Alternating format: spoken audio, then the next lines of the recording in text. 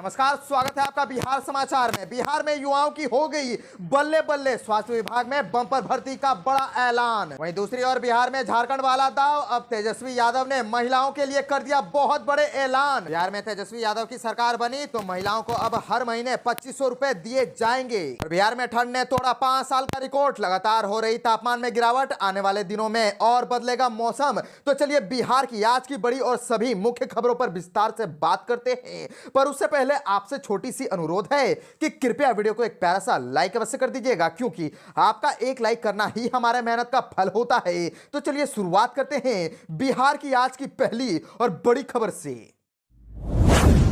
इस वक्त की बड़ी खबर बिहार से आ रही है, जहां पर बिहार में युवाओं की हो गई अब बल्ले बल्ले। स्वास्थ्य विभाग में बम्पर भर्ती का कर दिया है बहुत बड़ा ऐलान। दरअसल स्वास्थ्य विभाग में जल्द ही बम्पर नियुक्ति होगी। राज्य सरकार 41,000 से अधिक पदों पर बहाली प्रक्रिया शुरू करेगी। इसके लिए अधियाचना भेजी जा चुकी है। और आपको बता दें कि विकास भवन में स्वास्थ्य विभाग की समीक्षा बैठक के बाद मंत्री मंगल पांडे ने यह जानकारी खुद दी है। बैठक में स्वास्थ्य मंत्री ने स्वास्थ्य विभाग में विभिन्न पदों पर नियुक्ति की, अद्यतन स्थिति पर चर्चा की और जल्द से जल्द नियुक्तियों को पूरा करने का भी निर्देश दिया। और उन्होंने कहा कि स्वास्थ्य विभाग की विभिन्न प्रशाखाओं से संकलित की गई रिक्तियों की कुल संख्या 43,838 है, और जिसमें से 41,755 की अधियाचना भेजी जा चुकी है। और आपको बताते चले कि बिहार कर्मचारी चयन आयोग को कुल 69, बिहार लोक सेवा आयोग को 1,943, बिहार तकनीकी सेवा आयोग को 36,186 और बिहार संयुक्त प्रवेश प्रतियोगिता परीक्षा पार्षद को 2,537 अधिसूचना भेजी जा चुकी है। इसकी नियुक्ति प्रक्रिया शीघ्र पूर्ण करने का निर्देश भी दे दिया गया है। और आपको बताते चले कि बैठक के दौरान स्वास्थ्य मंत्री ने आयुष चिकित्सकों की लंबित वेतन भुगतान पर चर्चा की और इस मामले में तेजी लाने का निर्देश अधिकारियों को दिया।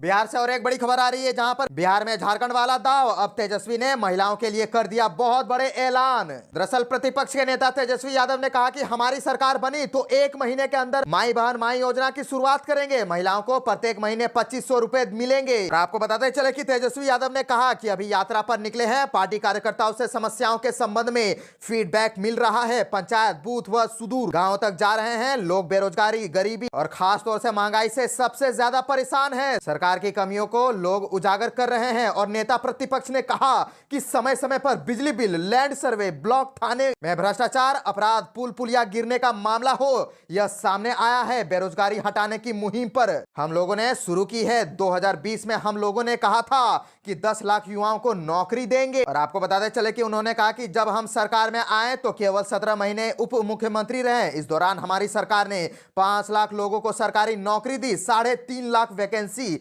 निकाली गई। चाचा जी कहते रहे यह असंभव है, कहां से पैसा आएगा, लेकिन तेजस्वी ने एक लकीर खींची और आज सबको उस पर चर्चा करनी पड़ रही है। और तेजस्वी ने कहा कि मेरा मानना है कि बिहार में महिलाओं को जब तक हम लोग सशक्तिकरण नहीं करेंगे, विकास अधूरा रहेगा। और इतना ही नहीं, उन्होंने यह भी कहा कि किसी भी लक्ष्य की प्राप्ति के लिए जब तक महिलाएं साथ नहीं हो तो उस लक्ष्य की प्राप्ति नहीं की जा सकती है।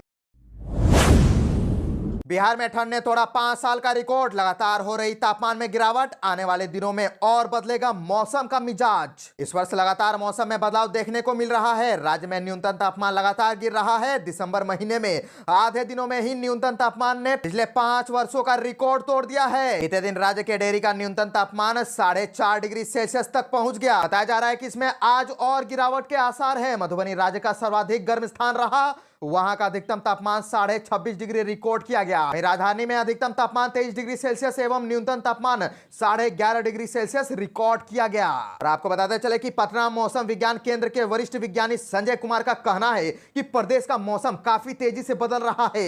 देश के पर्वतीय इलाके में भारी बर्फबारी होने के कारण मैदानी इलाके में ठंड बढ़ गई है। आगे भी तापमान में गिरावट क्रम जारी रहेगा, साथ ही आने वाले दिनों में कोहरे का प्रभाव भी बढ़ेगा। तो मौसम वैज्ञानिकों का कहना है कि आकाश साफ होने की वजह से दिन में धूप निकलने के बाद वातावरण में गर्म रहती है, लेकिन जैसे ही सूर्यास्त होता है तापमान में गिरावट शुरू हो जाता है।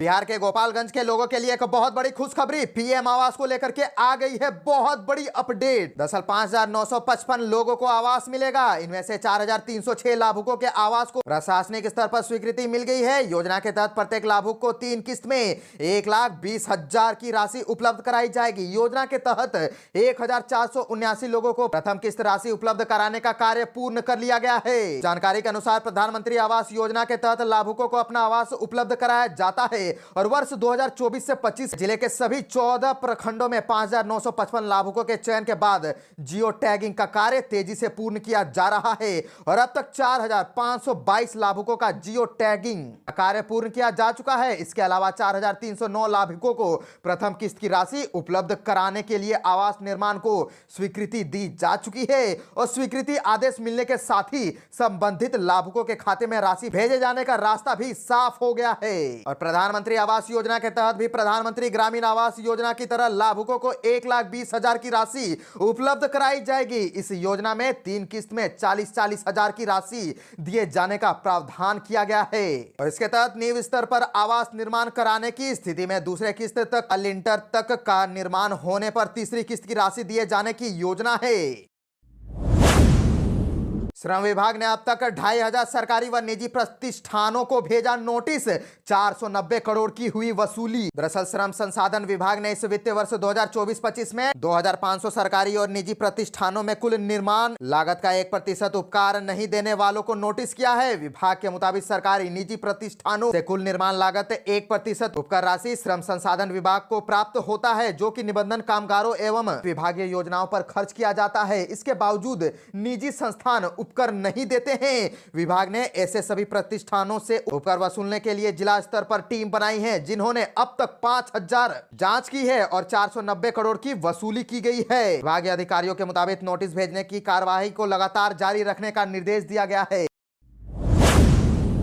पदभार ग्रहण करते ही एक्शन में दिखे नए डीजीपी विनय कुमार, बोले 10 दिन में होगी अपराधियों की संपत्ति जब्त। दरअसल तेज तर्रार आईपीएस ऑफिसर विनय कुमार ने डीजीपी के रूप में कार्यभार संभाल लिया है। पूर्व डीजीपी आलोक कुमार ने विनय कुमार को कार्यभार सौंपा। कार्यभार ग्रहण करने के बाद डीजीपी विनय कुमार ने कड़े तेवर दिखाए। अपनी प्राथमिकताओं को गिनाते हुए विनय कुमार ने साफ कर दिया कि शराब माफियाओं, साइबर क्राइम पर उनकी नजर है। पदभार ग्रहण करने के बाद नए डीजीपी विनय कुमार ने कहा कि कानून व्यवस्था को लेकर के लगातार नजर रखी जाएगी। उन्होंने कहा कि स्पीडी ट्रायल में सुधार लाने की कोशिश होगी। विनय कुमार ने कहा कि अपराधियों के खिलाफ कड़ी कार्रवाई होगी और खासकर अपराधी गैंग के खिलाफ कार्रवाई होगी। थानों को निर्देश दिया जाएगा कि वह अपराधियों की संपत्ति के बारे में पता करे और पता करने के बाद पुलिस मुख्यालय को बताए। पुलिस मुख्यालय उनकी संपत्ति को 10 दिन के अंदर अटैक करेगी। और आपको बताते चले कि विनय कुमार ने यह भी कहा कि शराबबंदी और मादक पदार्थ की तस्करी को लेकर के जो भी संपत्ति अर्जित की गई है उसकी भी जब्ती होगी। हमारा काम अनुसंधान के साथ साथ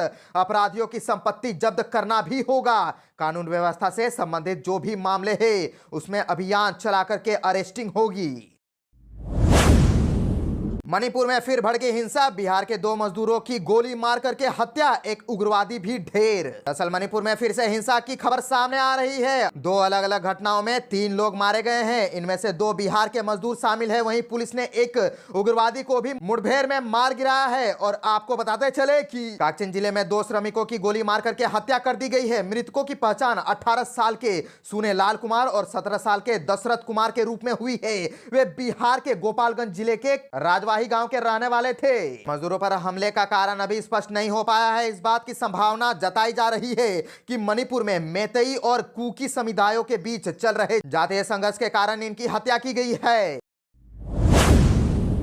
आईजीआईएमएस में डॉक्टरों के 47% सीट खाली, पैरामेडिकल और नर्सिंग स्टाफ की भी कमी। दरअसल इंदिरा गांधी हृदय रोग संस्थान राज्य का एकमात्र हृदय का सुपर स्पेशलिटी हॉस्पिटल है। इसमें चिकित्सकों के लगभग 47% पद रिक्त हैं। चिकित्सकों के कुल स्वीकृत पद 172 है, लेकिन यहां कार्यरत चिकित्सकों की संख्या मात्र 85 है। और आपको बताते चले कि इसमें 3 संविदा पर तैनात किए गए हैं। इन चिकित्सकों में सुपर स्पेशलिटी कोर्स किए हुए मात्र 5 चिकित्सक ही है, जो ओपन हार्ट या हृदय के बड़े ऑपरेशन कर सकते हैं और इमरजेंसी में भी मरीजों की देखभाल के लिए चिकित्सकों की कमी का सामना विशिष्ट अस्पताल को करना पड़ रहा है। इसी तरह पारा मेडिकल और नर्सिंग स्टाफ के कई पद रिक्त हैं। अस्पताल में सामान्य मरीजों के लिए 280 और इमरजेंसी में 25 बेड है और ट्रॉली युक्त 3 बेड और इमरजेंसी में रखा गया है। और बावजूद इसके गंभीर मरीजों की संख्या बढ़ने के कारण स्ट्रेचर पर लिटा करके इलाज होता है। चिकित्सकों की कमी से अस्पताल में ओपन हार्ट और सामान्य सर्जरी के लिए 6 महीने और 1 महीने बाद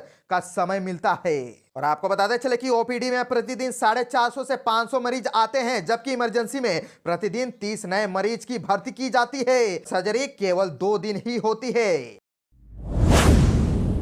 बिहार में डबल एडमिशन से सरकार को 200 करोड़ का नुकसान। 3.5 लाख छात्रों को प्राइवेट स्कूलों में एडमिशन और सरकारी स्कूलों के योजनाओं की ले रहे हैं सुविधा। दरअसल बिहार में 3.5 लाख ऐसे छात्र हैं जिनका एडमिशन तो प्राइवेट स्कूल में हुआ है, लेकिन वे सरकारी स्कूलों में बच्चों को दी जाने वाली सुविधाओं का लाभ ले रहे हैं। इन योजनाओं में स्कॉलरशिप, ड्रेस, बैग और साइकिल योजना शामिल है। ऐसे में डबल एडमिशन की वजह से हर साल सरकार को 200 करोड़ रुपए का नुकसान हो रहा है। और डबल एडमिशन की वजह से शिक्षा विभाग को शिक्षक और छात्र के औसत के मुताबिक नियुक्ति, स्कूलों की संख्या, भवन के निर्माण, mid day meal, dress, scholarship, class में पढ़ाई सहित अन्य व्यवस्था के मैनेजमेंट में दिक्कत हो रही है। और साथ ही बिहार में औसत साक्षर दर निकालने में परेशानी होती है।